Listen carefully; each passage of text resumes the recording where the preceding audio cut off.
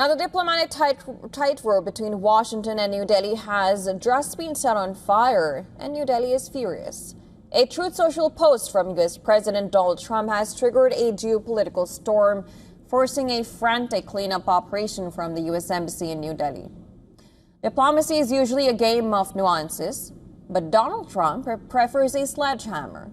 Well, U.S. President Donald Trump sent shockwaves through the Indo-Pacific after labeling India a quote-unquote hellhole on Truth Social. The remarks were originally made by conservative author Michael Savage on a podcast.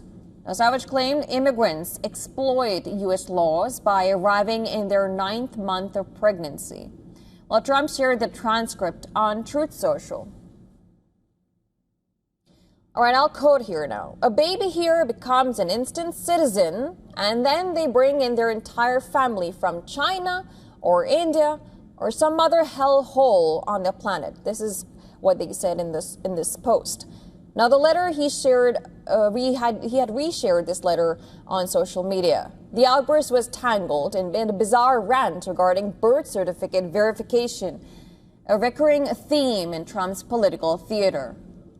Now, sensing the deep rupture in Trump's unsavory comments may cause, the U.S. Embassy in New Delhi scrambled into a damage control mode.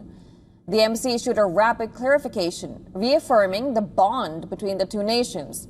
The U.S. Embassy spokesperson says the president has said, I'm quoting again, India is a great country with a very good friend of mine at the top.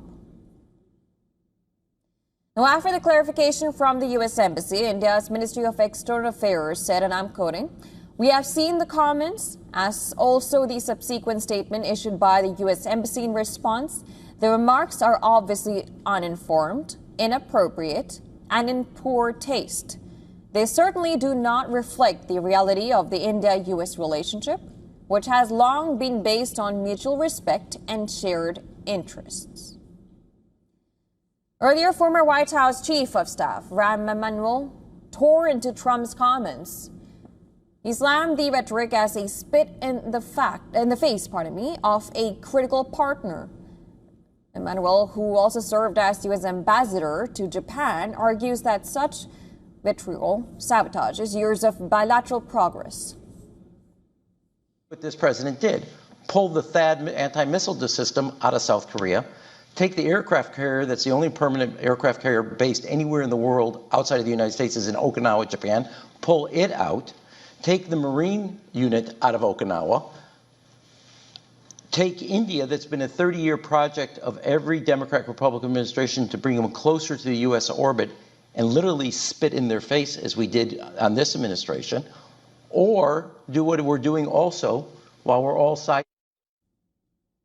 Now, the row matters because India-U.S. ties are no longer symbolic. They are central to trade, technology, defense. Stronger ties with New Delhi is at the core of Washington's idea to balance China's rise.